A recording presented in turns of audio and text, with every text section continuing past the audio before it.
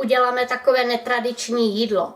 Bude to zase z červené řepy a bude to palačinka z červené řepy a vlastně nadívka bude z tvarohu. Takže bude to taková sladší neboli sladká palačinka a my si ukážeme, jak na to. Jdeme na to. Nejdříve si uděláme palačinkové těsto. Mám tady jemně nastrouhanou červenou řepu a já si dám dovnitř 1 lžici.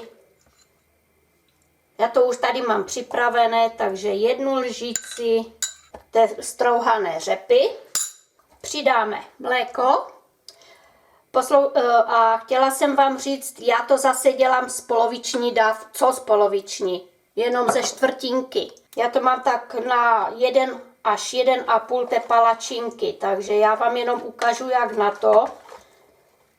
Ale množství se bude lišit. Vy si to udělejte pro 12 osob, co jsem vám dala do receptu, protože, jak všichni víme, palačinky mají všichni rádi a když je to s tvarohovou náplní.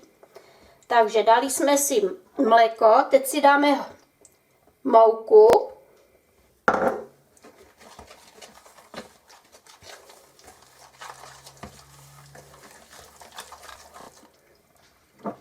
Vajíčko.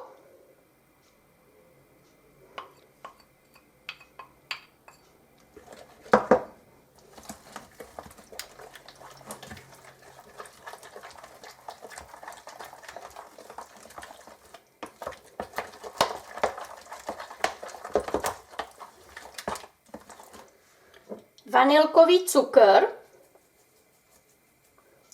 Já mám normálně cukr s vanilkou.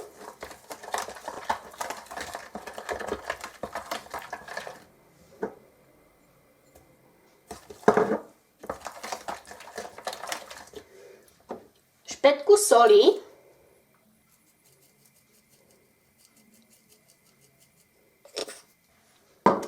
A uděláme hladké těsto. Ještě si přidám tu mouku.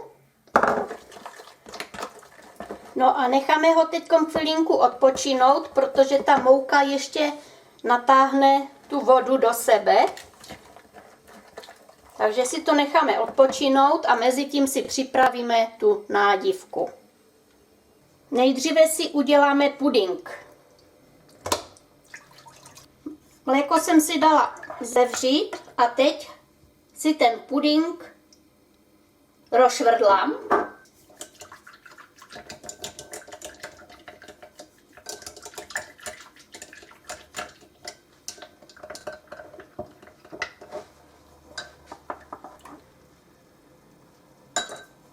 A vlejeme do toho horkého mléka.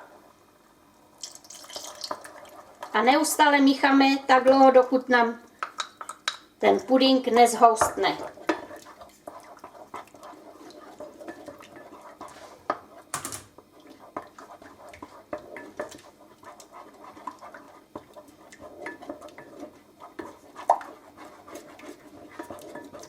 Už nám to houstne. Puding máme hotový a dáme si dovnitř vanilkový cukr,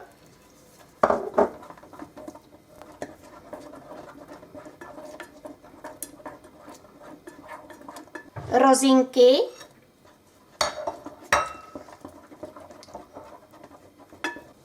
a trošku rumu.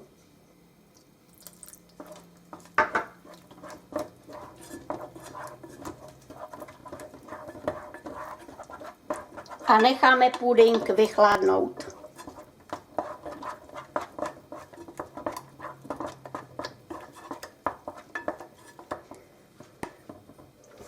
Dáme si ho na bok.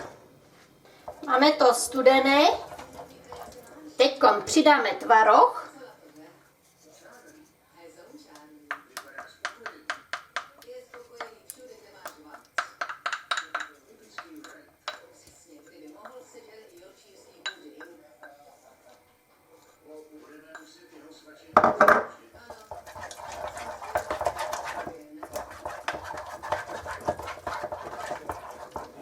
A citronovou kůru.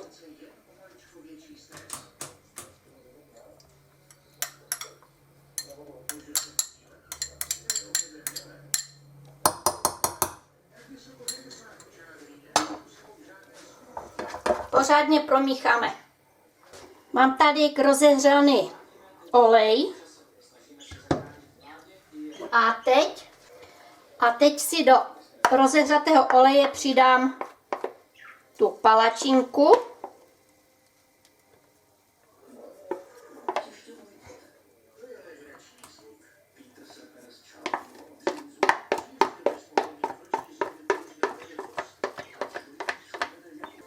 Palačinku rozetřeme. Palačinky si udělejte, jak velké chcete. A osmažíme z obou dvou stran. Palačinku si teď převrátíme.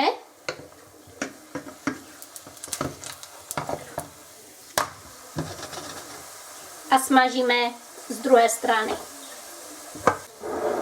A palačinka je hotová. Vytáhneme si ji ven.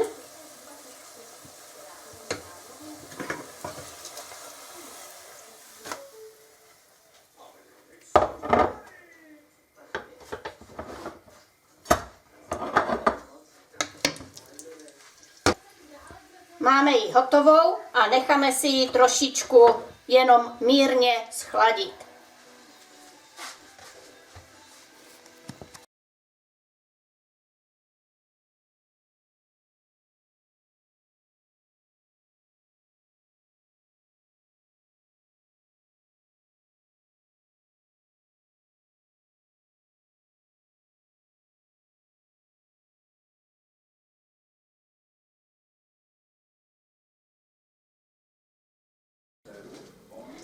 Přiklopili jsme si to a můžeme si to postrouhat čokoládou nebo posypat kakaem.